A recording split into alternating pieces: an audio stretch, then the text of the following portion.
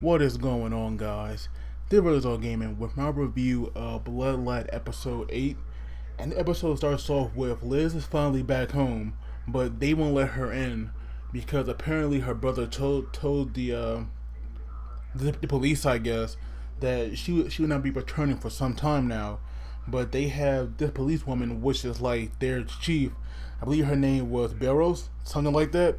She allows Liz to enter because she wants to arrest Brass because he left without permission, and so he's in trouble now. And besides, the like some kind of wolf monster, like it's kind of like a demon world mafia, and their boss, who's a werewolf, he actually wants to see him.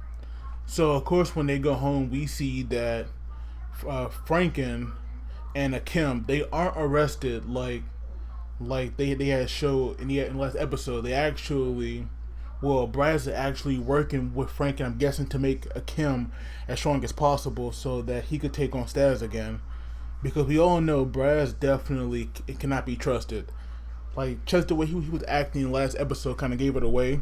So I believe that he wants to make Kim as strong as possible so that he can be a worthy challenge to go against Staz so that we can really see his full potential. But that right there is just what I think, because Staz did beat Kim, pretty easily. So right now Kim is pretty weak, and I believe that he definitely want to make him stronger.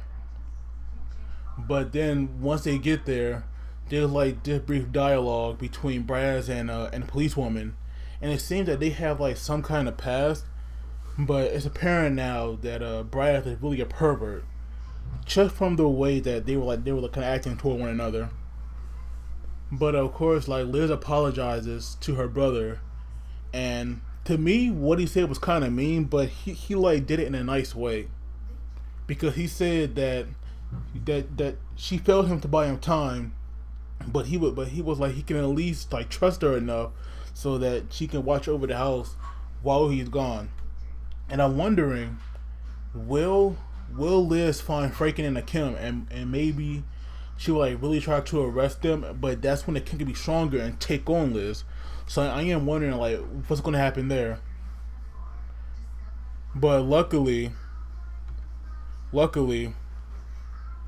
Stats has finally arrived at the place where that a guy that kidnapped Fumier.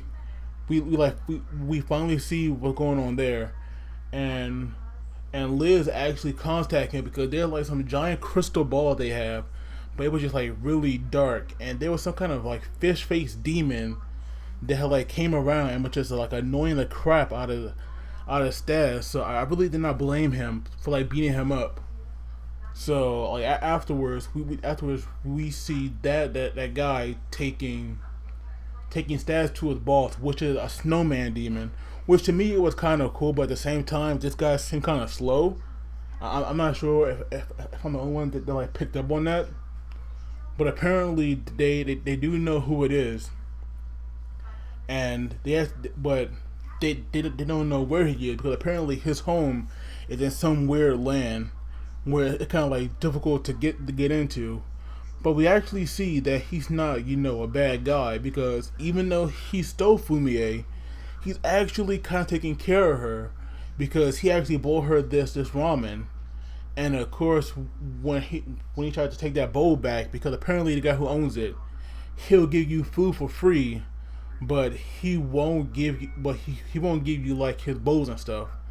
So when he tried to do that, that's when Fumier tried to make her escape, because she came out and she actually like she hit that bell 3 times, because we all know when she does that, Hydra Bell will come to her rescue.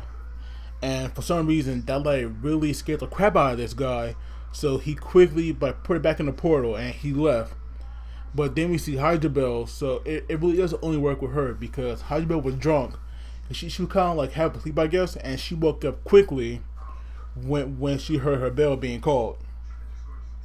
So then we have this guy that's like making his way toward his destination, and that's when Hydra Bell almost catches him, and that's when we learn that those two have similar magic. It's because they are siblings, and apparently their mother wants Fumier. Now, I'm wondering why is that? Why would their mother want her when she's a ghost? Because I'm pretty sure that there is no way she could like turn her back into a human. So I am wondering why is that. But then we have Stas, which was flying, but it seems that he cannot control it as well as his brother. So he actually crashed into a building, and that's when he finally finds him.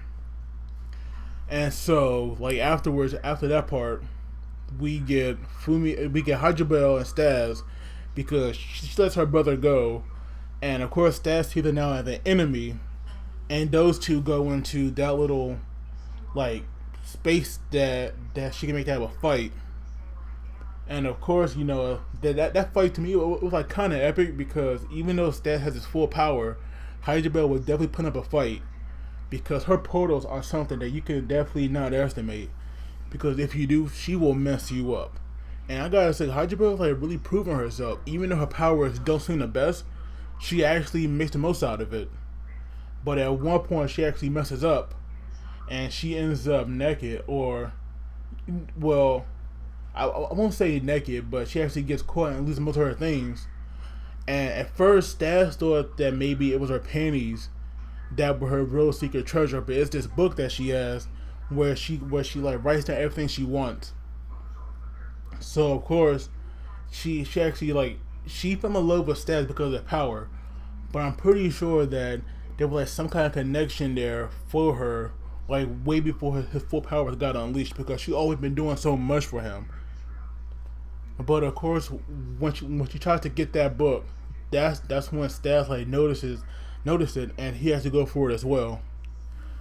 So I am wondering, like, when will Hajibel like really confess her feelings for him, and when she actually gives up so that he won't read the book, he pulls her out, but he had forgotten that she didn't have any pants on, so she was naked, and she just lost it and started shooting him. It was to the point that it just got so bad that they had to like blur out Stas' upper half because that's how bad he looked.